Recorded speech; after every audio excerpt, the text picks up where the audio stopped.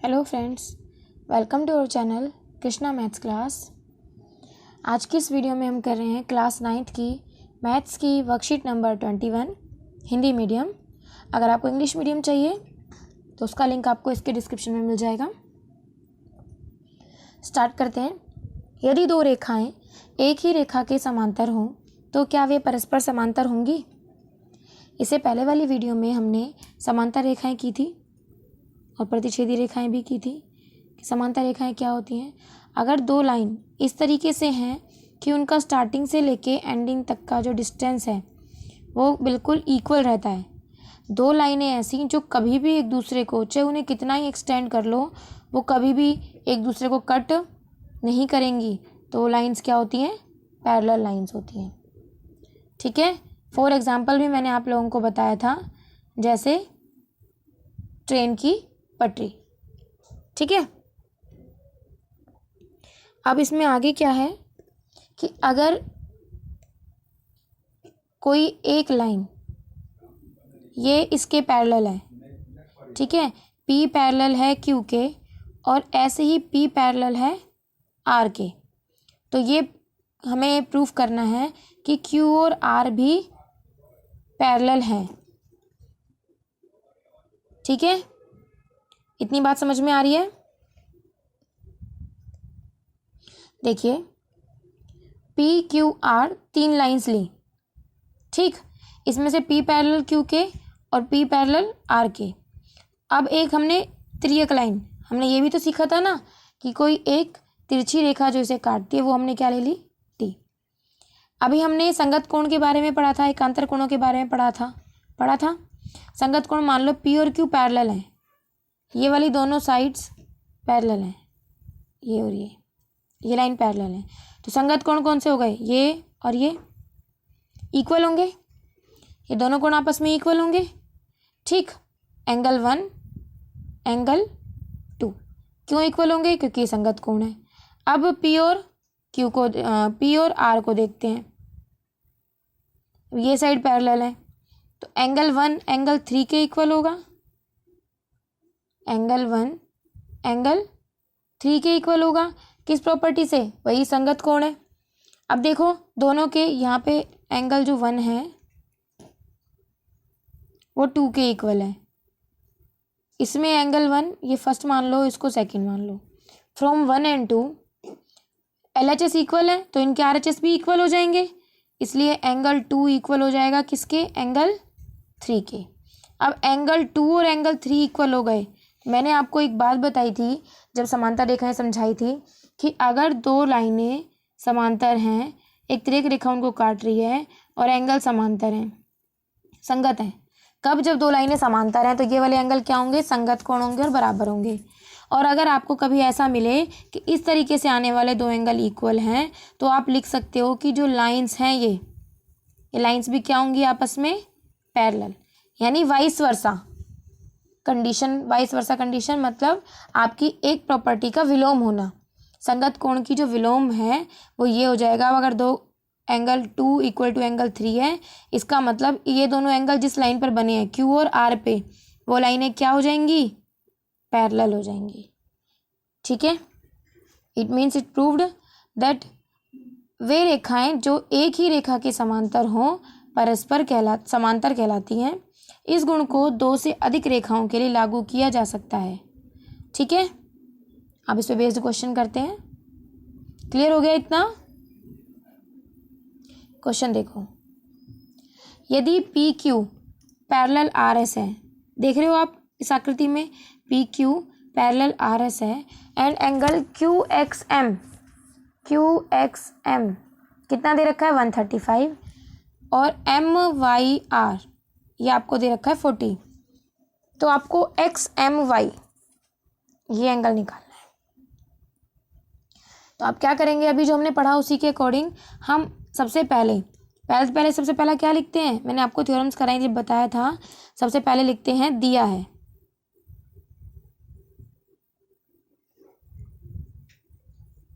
दिया है में क्या? PQ parallel RS, angle QXM equal to 135, angle M Y R 40 degree, ये सब आपको गिवन है। ठीक है, ज्ञात करना है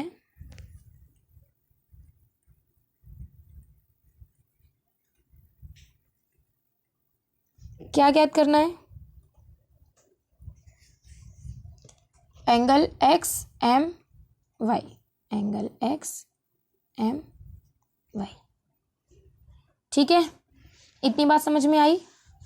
अब एक बार मैं आपको बता देती हूँ कि हमें इसमें क्या क्या करना है।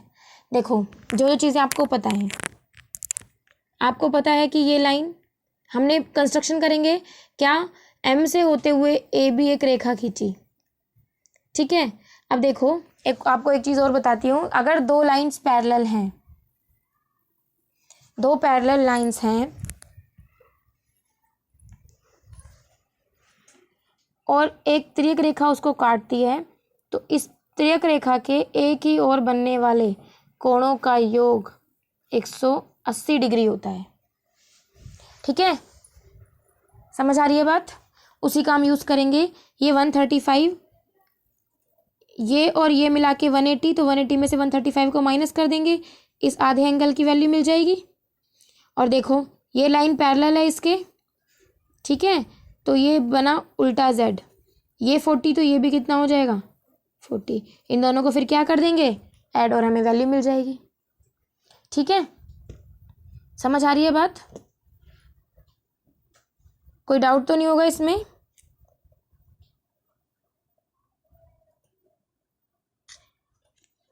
मैं एक बार इसको आपको पूरा बता देती हूँ, क्वेश्चन को आपको क्लियर हो जाएगा अच्छे से।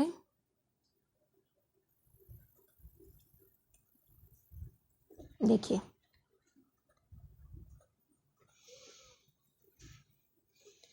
आपको दिया हुआ है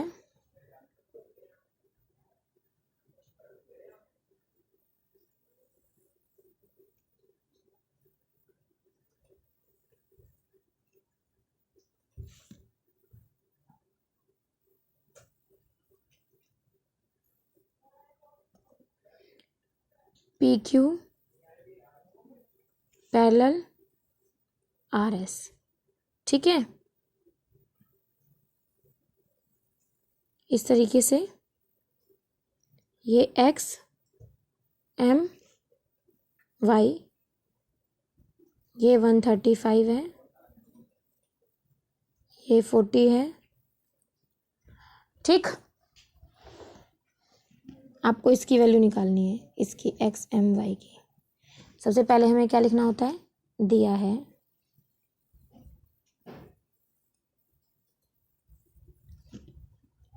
P Q parallel to R S, पहली बात।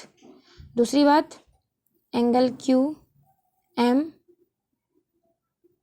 Q X M,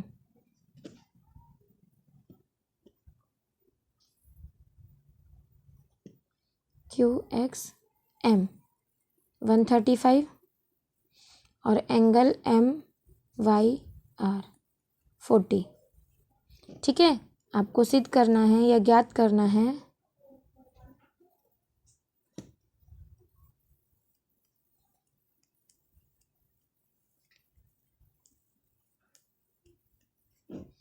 angle X M Y. ठीक है, आपको यही निकालना है। कंस्ट्रक्शन करेंगे इसमें हम।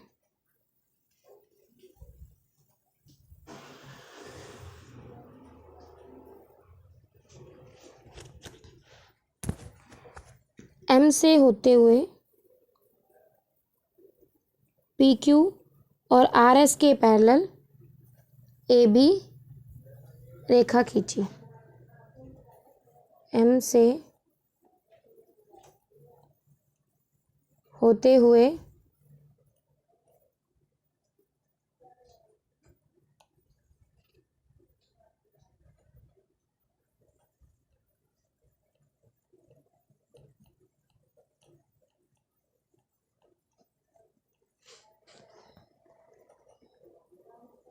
एक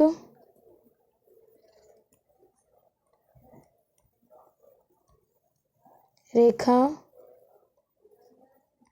ए बी खींची।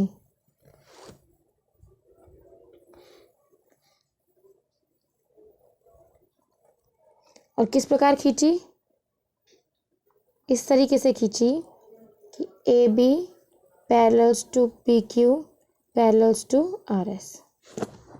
ठीक है, वही बात है, अगर ए बी मैंने पी क्यू के पैरेलल खींची है तो वो आर एस के तो पैरेलल होगी ही होगी, है ना। सॉल्व करते हैं। Angle Q X M plus angle, ये क्या कर रहे हैं अब हम? हल कर रहे हैं। X M B equal to 180, ये वाला एंगल। क्या रीज़न लिखोगे? तिर्यक रेखा के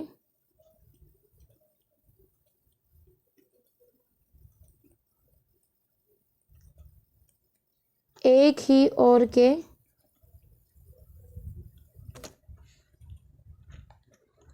कोण का योग 180 डिग्री होता है। ठीक है, इतनी बात समझ में आ गई। अब क्यू एक्स एम, ये तो कितना है? 135 plus angle X M B equal to 180। Angle X M B equal to 180 minus 135। Angle X M B equal to 10 में से 5 माइनस करेंगे 5, 7 में से 3 माइनस करेंगे तो 4, 1 में से 1 करेंगे तो 0। 45 आ गया। कौन सा एंगल? ये। ठीक है, यहाँ तक क्लियर? आगे करते हैं। अब देखो, ये पैरेलल है इसके, A B parallel to R S, given है ना ये हमें। तो क्या होगा? ये एंगल जेड की शेप में वाले ऑल्टरनेट इंटीरियर होते हैं।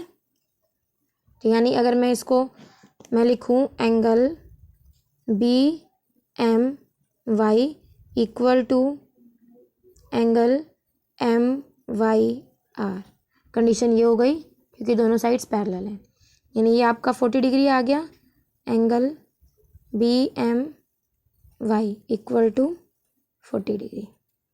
हमें चाहिए कौन सा था? ये पूरा एक्स एम वाई, इसलिए angle X M Y is equal to 45। कितना आया अब? ये 40 आया, तो ऐड कर दीजिए 45 degree plus 40 degree is equal to 85।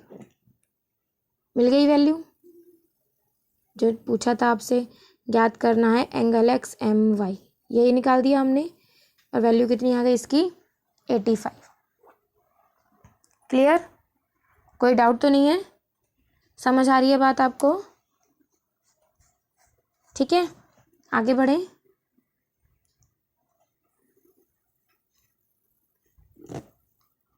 ये क्लियर हो गया यहाँ तक? ठीक है, आगे क्वेश्चन देखो।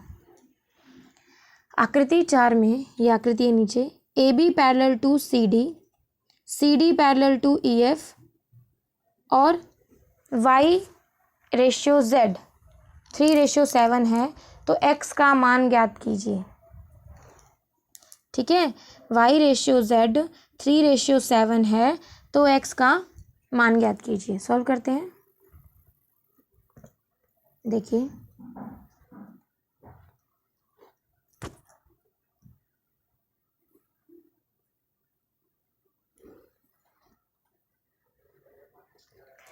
ए B parallel to C D, सबसे पहले वही करना है आपको, स्टार्टिंग दिया है A B parallel to C D and C D parallel to EF, ठीक। और Y रेशियो Z आपको दिया हुआ है 3:7। आपको किसका मान निकालना है? X का मान निकालना है।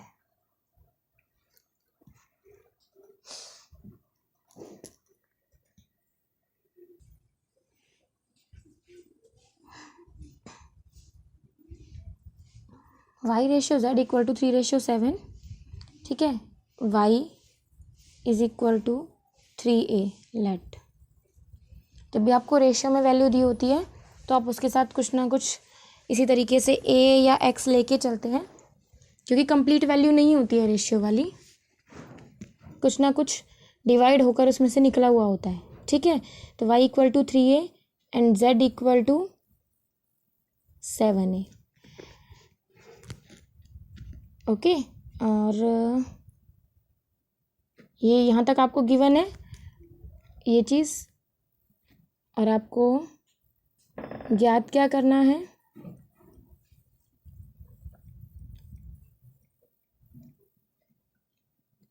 X का मान,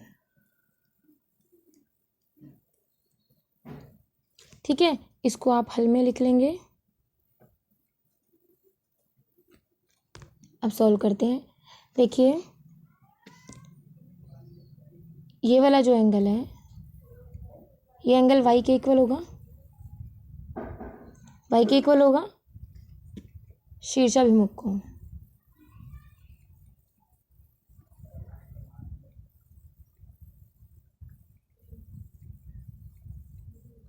ऐसे ही होगा ना, तो क्या हो जाएगा? Y plus Z equal to 180। किस रीज़न से? तिर्यक रेखा के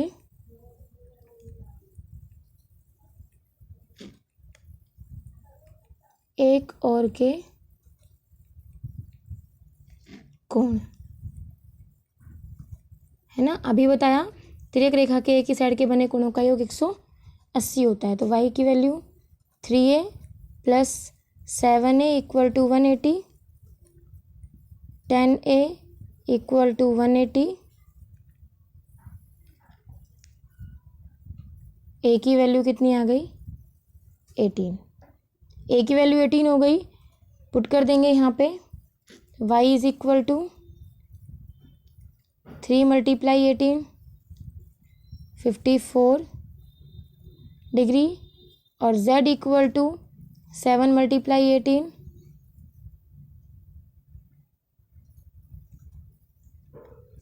126 डिग्री, ठीक है। कोई डाउट तो नहीं है यहाँ तक? आपको सारा क्लियर है? इससे आगे देखो, अब हमें क्या चाहिए? X की वैल्यू चाहिए, तो वही X और Y 180 है ना। Now X plus Y equal to 180, क्या रीज़न लिखोगे? यही वाला। आपके पास Y की वैल्यू आ गई, X की वैल्यू नहीं है, तो 180 में से माइनस कर देंगे। X की वैल्यू कितनी आ जाएगी? 10 में से 4 माइनस करेंगे 6, 7 में से 5 माइनस करेंगे तो 2 और 1, ठीक है।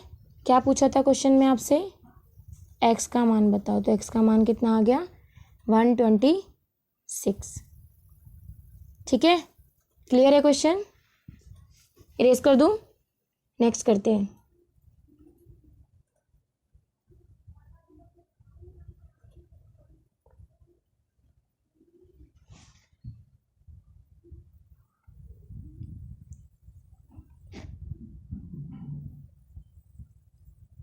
देखिए आपको गिवन है PQ parallel to ST, angle PQR 110 degree, angle RST 130 degree. आपको निकालना है एंगल QRS। सबसे पहले दिया है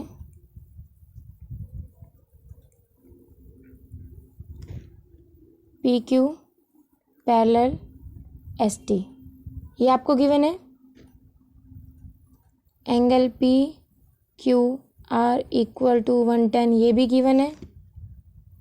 angle R S T equal to 130 degree ये भी आपको गिवन है।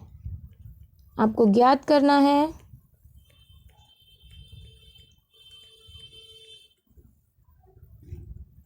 Angle Q R S.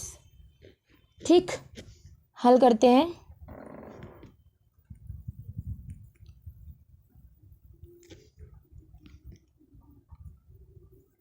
देखिए, सबसे पहले कंस्ट्रक्शन करते हैं। एक रेखा आर से होते हुए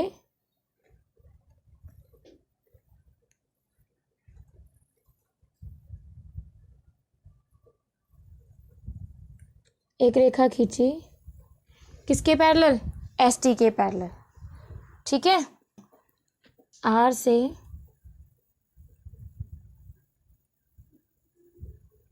होते हुए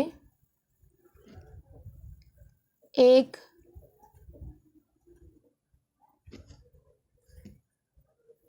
रेखा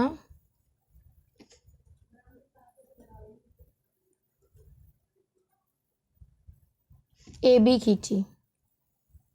A B parallel S T खींची, एस टी के पैरेलल। ठीक है, अब देखिए क्या क्या होगा।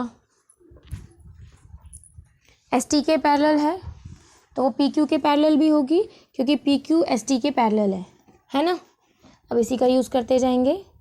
Angle P Q R plus angle A R Q is equal to 180 degree. Reason क्या है? तिर्यक रेखा के एक ही ओर के कोण। ठीक है,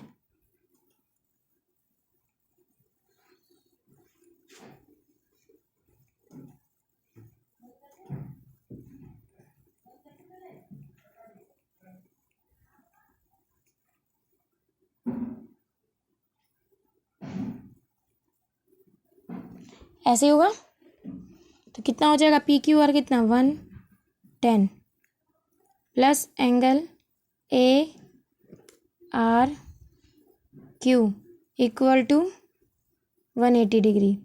angle A R Q equal to 180 minus 110, क्या वैल्यू आ गई इसकी? 70 डिग्री। किसकी? एंगल ए आर क्यू की। ये आ गया आपका 70 डिग्री। ठीक है, इसी प्रॉपर्टी से ये वाला निकाल लेंगे। Similarly angle R equal to कितना? 180 माइनस 130, 180 माइनस 130।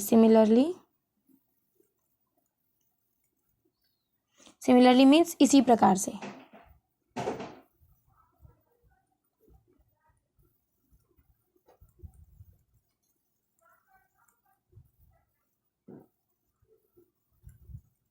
ठीक है, क्या हो जाएगा? Angle S R B, angle S R B equal to 180 minus 130, कितना आ गया? 50 डिग्री। ठीक है ना, ये 50 आ गया। अब आप देख रहे हो कि जो ए बी है वो स्ट्रेट लाइन है, इसका मतलब ये जो तीनों एंगल है इनका सम कितना होगा? 180। नाउ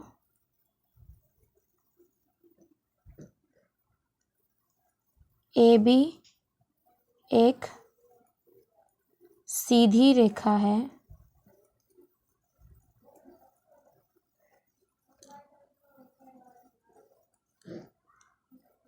इसलिए कौन सा? Angle A R Q, angle A R Q plus angle Q R S, angle Q R S plus angle S R B, angle S R B equal to 180। Angle A R Q कितना आया था 70 plus angle Q R S plus और ये है हमारा 50। Angle Q R S equal to 180 minus 70 और 50 120। Angle Q R S आ गया आपका 60 डिग्री। इसी की वैल्यू पूछी थी एंगल क्यू आर एस की, ठीक है। ये आपका आ गया 60 डिग्री।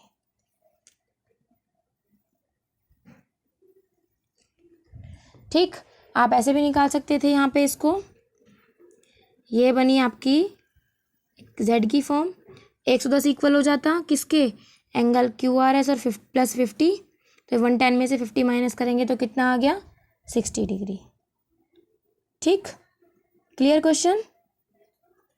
कोई डाउट हो तो आप मुझसे पूछ लीजिएगा। वीडियो अच्छी लगी हो, समझ में आया हो तो लाइक कीजिए, शेयर कीजिए और चैनल को सब्सक्राइब कीजिए अगर आपने नहीं किया है तो। Thank you.